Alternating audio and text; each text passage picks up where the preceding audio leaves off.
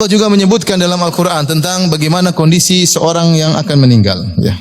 Seperti dalam surat Al-Waqiah kata Allah Subhanahu Wa Taala, "Falaula idza balagatil hulqum, wa antum hina idzin tanzurun, wa nahnu aqrabu ilaihi minkum, walakin la tubsirun."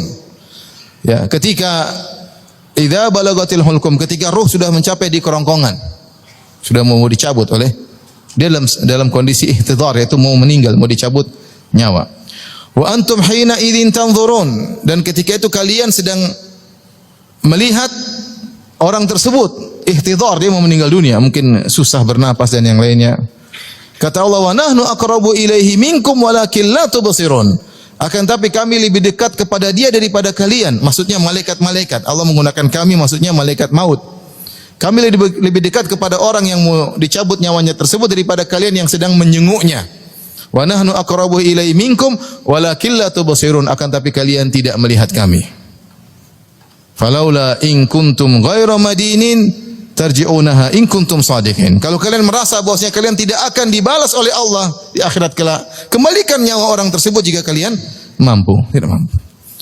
Dan demikian Allah menggambarkan ketika seorang akan meninggal dunia, dia melihat malaikat maut dengan rombongannya datang menghadirinya, berbicara dengan nyawanya, keluar kamu, tapi orang di sekitarnya tidak ada yang tahu, perkara gaib.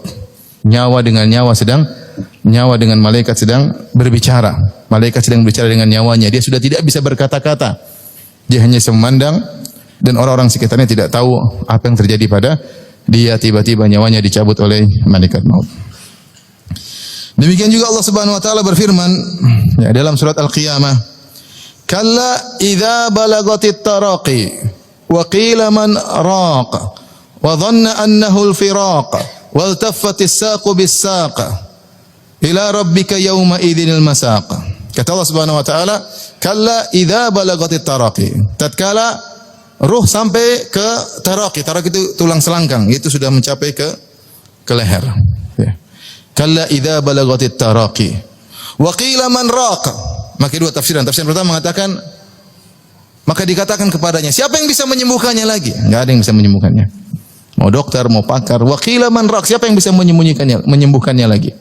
Dalam tafsiran yang lain, para malaikat pencabut nyawa, orang ini kafir, mau dicabut nyawa, maka mereka tidak mau cabut. Maka malaikat berbicara di antara mereka. Wa qila man raq, siapa yang mau cabut ini nyawa? Mereka enggak mau, karena nyawa ini bau busuk. Tidak ada yang cium di sekitarnya. Tapi malaikat mencium ruh ini, baunya sangat busuk. Siapa yang bawa ke langit? Enggak ada yang mau. Namun akhirnya harus ada yang bawa. Ini dua tafsiran. Tafsiran pertama, qila man raq, siapa yang bisa menyembuhkannya? Enggak ada. Wa qila man raq, malaikat saling bertanya, siapa yang akan mengangkat rohnya ke langit yang bau sangat busuk dan menjijikkan? Wa qila man raq, wa dhanna annahu al-firaq, sudah dia tahu bahwasanya dia akan berpisah dari apa yang di sekitarnya. Dia akan meninggalkan alam ini. Dia akan meninggalkan keluarganya. Dia akan meninggalkan harta yang dia kumpulkan selama ini. Dia akan meninggalkan teman-temannya. Dia yakin dia akan meninggalkan ini semua. Ketika dia melihat malaikat akan mencabut nyawanya. Yang tadinya dia ragu. Dia merasa akan hidup lama. Dia merasa akan sembuh. Dia merasa sebab-sebab kesembuhan telah dia miliki. Dengan hartanya, dengan dokter-dokter yang pakar. Namun ketika itu sudah enggak ada perasaan tersebut. Wa dhanna annahul firaq. Dia tahu itu adalah hari perpisahan dari orang-orang yang dia cintai. Dari harta yang dia cintai, dari dunia yang dia cintai. Wal taffatis saqu bis-saq. Maka akhirnya betisnya ditempelkan dengan betis yang lain. Dia dijadikan, diikat dengan kain kafan, kemudian dibawa untuk dikuburkan. Ya. Kalau kematian sudah datang, maka semuanya akan terasa berat. Diriwayatkan Imam Syafi'i rahimahullah pernah berkata, kata Imam Syafi'i rahimahullah ta'ala, dalam bait sebelumnya kata beliau,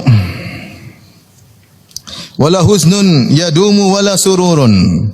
Tidak ada kesedihan yang abadi, wala sururun, dan tidak ada kesenangan yang abadi. Manusia tidak ada yang senang terus, tidak ada sedih terus. Di dunia seperti itu, antara senang dan sedih. Di akhirat baru kesenangan abadi. Di neraka baru kesedihan abadi. Di dunia wala huznun yadumu wala sururun. Tidak ada kesedihan yang abadi dan tidak ada kesenangan yang abadi.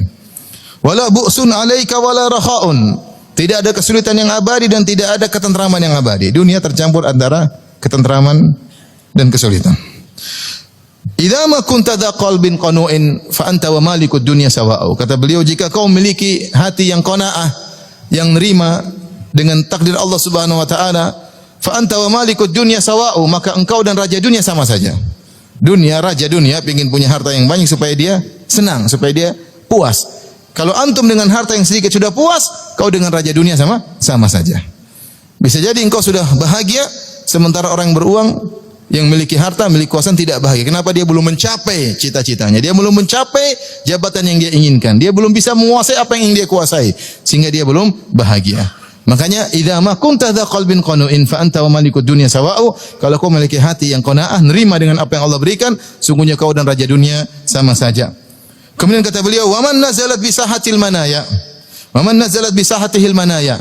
Siapa yang didatangi oleh kematian, sedang di rumahnya kek, sedang di istananya kek, sedang di kantornya, sedang di kamarnya, sedang di tempat maksiat, sedang dimanapun dia berada. Siapa? Wa man nazalat bi sahatihil manaya. Siapa yang didatangi oleh kematian, fala ardun taqihi wala sama'u. Maka tidak ada bumi yang bisa menaunginya, tidak ada langit yang bisa menaunginya. Siapapun dia.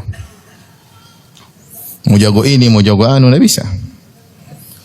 Wa ardullahi wasi'atun walakin idza nazala al-qada daqa al-fada'u. Benar bumi ini luas, tapi kalau sudah datang kematian, bumi terasa sempit. Dia tidak bisa berbuat apa-apa.